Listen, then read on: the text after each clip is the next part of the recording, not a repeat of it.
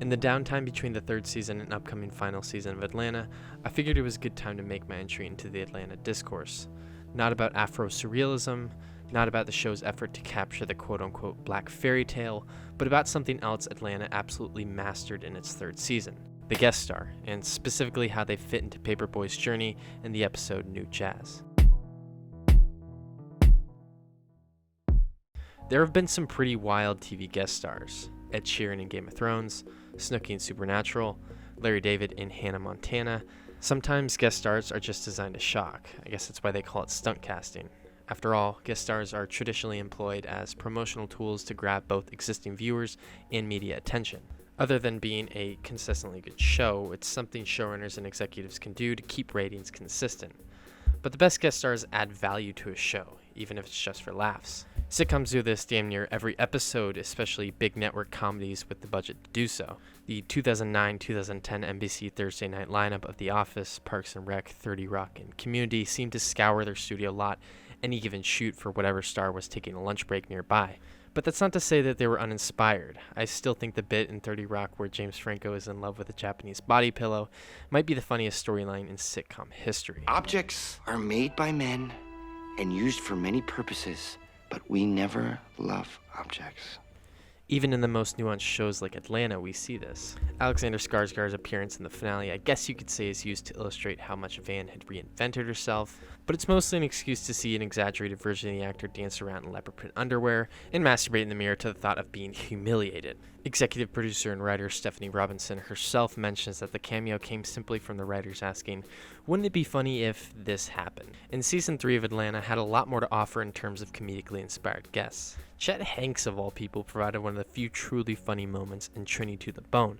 A great episode nonetheless, but an episode that kind of sidelined a lot of the traditional avenues of humor Atlanta likes to explore, as well as, most obviously, the main cast. Here, the show gets actor and white boy summer rapper to speak in his famously ridiculed fake Trinidadian accent during a very odd funeral scene. You grow up in Trinidad? Or Jamaica? No, it's Trinidad and Tobago. And no, I'm from Tribeca.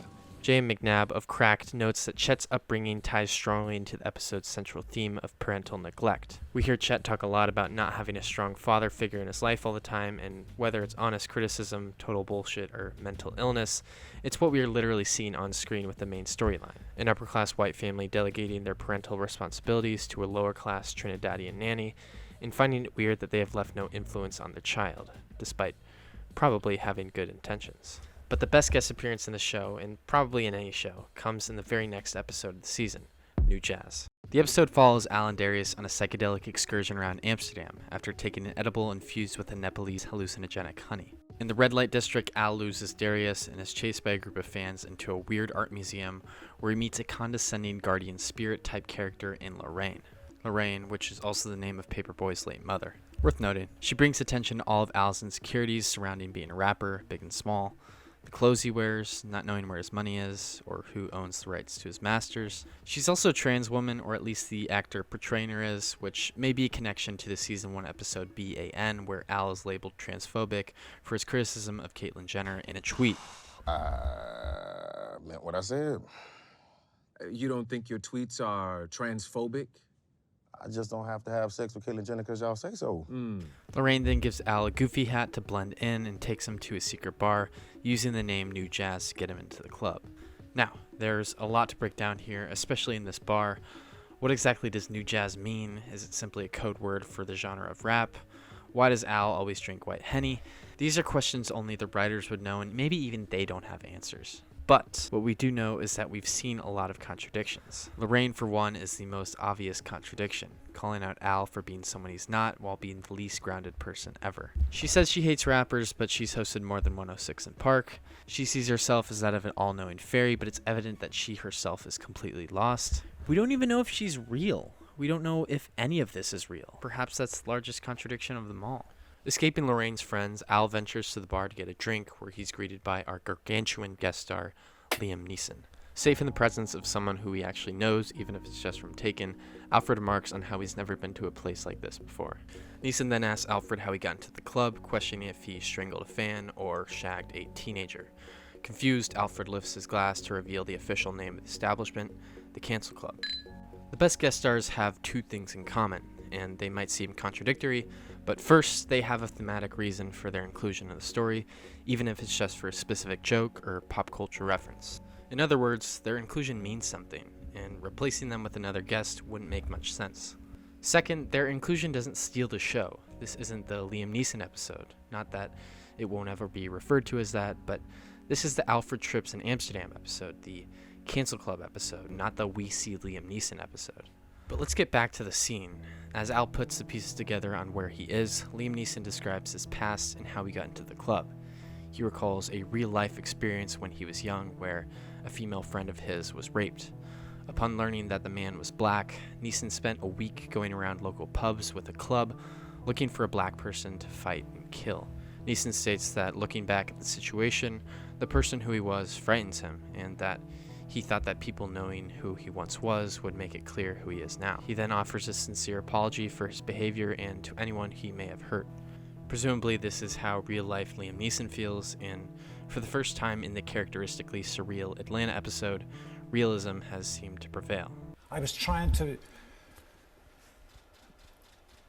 show honor to my stand up for my dear friend in this terrible medieval fashion. And I'm a fairly intelligent guy, and that's why it kind of shocked me when I came down to earth. But remember what I said about contradictions? Well, after Alfred tries to lighten the mood by telling him he still fucks with Taken and that it's good to know that he doesn't hate black people anymore, Neeson contradicts. It's good to know that you don't hate black people now, you know? What? No. I can't stand a lot of you. Well, now I feel that way. Because you tried to ruin my career. Didn't succeed, mind you. Liam Neeson is no longer playing himself, but a racist caricature, leaving the baffled Al with the parting declaration that the best and worst part about being white is that we don't have to learn anything if we don't want to. I think this is perhaps the most important line in the entire episode because it speaks to Al's biggest fears and anxieties revolving around fame and identity. The most obvious fear is the fear of being canceled. The scene is set in the Cancel Club, after all. But the line also suggests a much more personal cultural fear. As previous episodes illustrate, Paper Boi is undergoing writer's block. Maybe it's because he has money now, maybe it's because he's thousands of miles away from his roots, but it's clear that he's struggling with figuring out who he really is in the playground of high-class Europe. Note that Neeson uses the pronoun we instead of I in describing the best and worst part about being white. This may be a stretch, but I believe this is a reflection of Al fearing the loss of his perceived blackness. The very next episode of the show dives deeper into this idea, telling a story of a mixed-race boy named Aaron who's denied free college tuition from a rich alumni because of his perceived lack of blackness. But what is black? What is white? Is it more about complexion, more about culture? Atlanta is commonly written with ambiguous messages to leave the audience questioning their own beliefs and interpretations, but I feel like Glover and company are trying to say that whiteness and blackness is a spectrum, and that excluding someone from either party is probably not a good thing to do. A black kid from Atlanta identifying as a 35-year-old white guy from Colorado might be a bit extreme, though, even the writers can admit. But as it happens, that conversation is literally happening right now. Alfred and Lorraine's final conversation outside the club further examines Al's inner conflict in an argument about trust, with Lorraine telling Al that she's been telling him what he needed to hear, not what he wanted, because if he doesn't have that, he's white.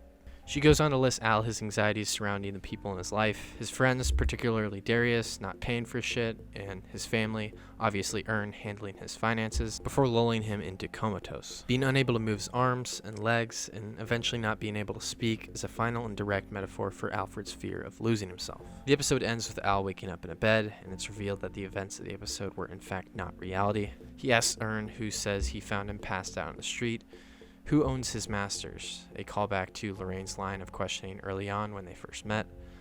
Ern confirms, although somewhat hesitantly, you do.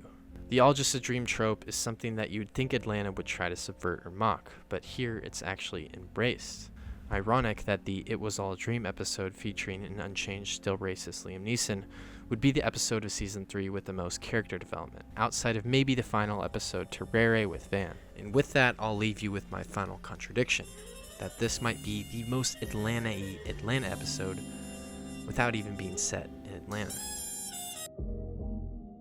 Thank you guys for watching. Tell me your interpretation of the episode and your favorite guest appearance down in the comments. Thanks for all the support on my last video on community, and I encourage anyone new to subscribe. Cheers.